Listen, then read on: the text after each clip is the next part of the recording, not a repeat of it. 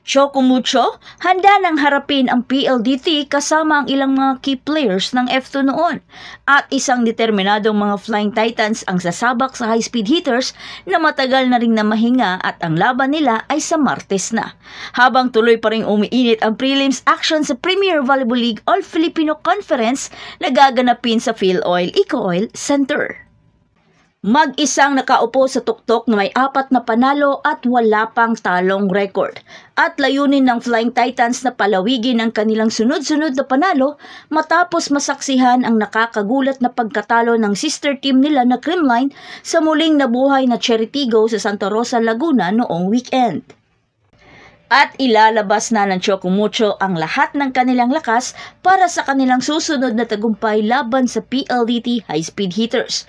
At ito ang pang-5 panalo na gaganapin sa PhilOil Eco-Oil Arena sa alas 6 ng gabi if manalo sila. Habang mainit pa rin pinag-uusapan ang kamakailang pagkatalo ng defending champion sa mga kamay ng crossovers. Gayunpaman, nananatili pa rin focused at determinado ang Choco Mucho na dominahin ang muling paghaharap nila ng high-speed hitters. Kasabay ng pag-alala kung paano rin nila walisin ang signal noong Huwebes, March 14.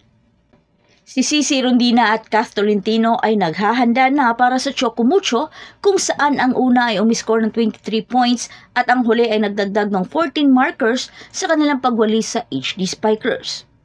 Bagamat si Coach Dante Alinsunuri ay nakakuha ng mga output mula sa 6 naman lalaro laban sa PLDT, kabilang sina Isa Molde, Mars Alba, Maika Ortiz at Cherry Nunag, inaasahang makakakuha siya ng mga offensive output naman sa pagkakataong ito mula kay Madi Madayag, Regina Rucha, Royce Tobino at Mean Mendres. Sa kabilang banda, ang PLDT high-speed hitters ay susugod na sa laban pagkatapos ng mahabang panahon na pahinga.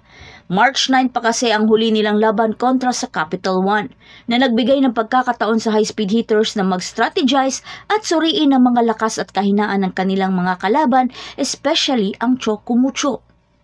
Sa pangunguna ni Coach Rodrigo Ford, ang high-speed hitters ay handang-handa nang ipakita ang kanilang parehong star-studded roster. Kabilang ang mga pangunahing manlalaro na sina Savi Davison, Fiola Sibalius, Del Palomata, Erica Santos, Jules Samonte na may suporta mula kay Kisha Bidonia, Majoy Baron, Rachel Ostero at ang setter na si Kim Fajardo. Pero syempre, excited pa rin ang lahat sa paghaharap nila Rondina at Davison. Ang dalawa ay pasok sa top 10 best scorer. Si Rondina ay nakapagtala ng 87 points habang si Davison naman ay nakapagtala ng 73 points. Pero magiging karamay na ngayon ni Rondina si Tolentino na nasa pang-7 sa pwesto at nakapagtala ng 60 points. Si Davison lamang ang pasok sa best spiker na may 36.87 average success rate, habang sanib puwersa pa rin sina Rondina at Kath Tolentino sa attacking points. Pagdating naman sa net defense, mukhang dihado ang PLDT dahil 4 sa mga Titans ang umaariba sa depensa. Pasok sa top 10 best blockers at nangunguna si Kath Tolentino, Cherry Nunag, Isa Molde at Madi Madayag. Pero pagdating sa service department, mukhang di natin maaasahan ng Choco Mucho dito pero si Jules Samonte ang pumapangalawa sa top 10 best server. Pero aasahan nila ang matinding receive at pasa ni Rondina dahil kumapit ito sa pang-10 sa pwesto sa best receiver. At kaagapay nito si Tang Ponce na nangunguna na ngayon sa best diggers. Kaya magiging madugo ang laban na ito at kakailanganin ng tulong ni Davison. Lalo na pagdating sa connection nito sa setter. Magiging katuwang ni Davison at ng high-speed hitter si Fajardo na nasa pang-4 sa pwesto. Kailangan lang may mag-step up bukod kay Davison. Samantalang umaariba naman si Mars Alba sa pangalawang pwesto sa pagiging best setter. Naku, marami pa namang bala o option si Alba na pwede niyang paganahin. Pero, naniniwala pa rin ako na ang lahat ng ito ay magdedepende pa rin sa ganda ng gising ng mga manlalaro. Kung sino ang gutom at porsigidong manalo. At iwasan ang maging kampante dahil sa isang iglap pwedeng masungkit ang momentum. Samantala, inaasahan ng Signal ang rebound laban sa strong group sa alas 4 ng hapon. Kasama sina Ces Molina, Roslyn Doria, Rere Meneses, Jovelyn Gonzaga at Vanny Gandler. Napawang nabigo na makamit ang double-digit na puntos sa huling laban nila sa Chocomucho na naghahangad na tubusin ang kanilang sarili mula sa kanilang pagkabigo sa lumalakas na Chocomucho na ngayon ay sila na lamang ang nananatiling undefeated sa conference na ito.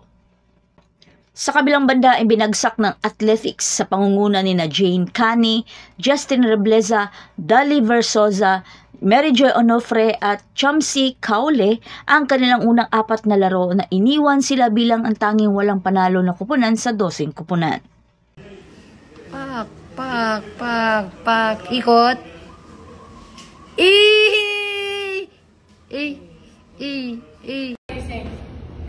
No, that's not true. Oh, Yan. Look, I know I'm cracking my gut. Some people. Uy! Tama. Yeah. Again. Open your mouth. Pag nagsising ka ng bawal, okay? Tapos pag galing dito, use your diaphragm, okay? Some people. It's better. It's getting better. I sound like Alicia Keys. It's like engaging your core. If I can say engaging your core, but I use your Like a diaphragm. nasal singer. I am. Yeah. Some people want it all. Wow! Bahay mo, Sisi?